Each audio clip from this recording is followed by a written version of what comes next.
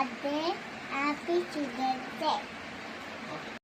Hi guys, ఇంకా మా పెద్ద పాప అయితే రెడీ అయిపోతుంది. ఏంటి అనుకుంటున్నారా? సో మీ అందరికీ తెలిసిందే ఇవాళ November 14th. So happy children's to all the children's.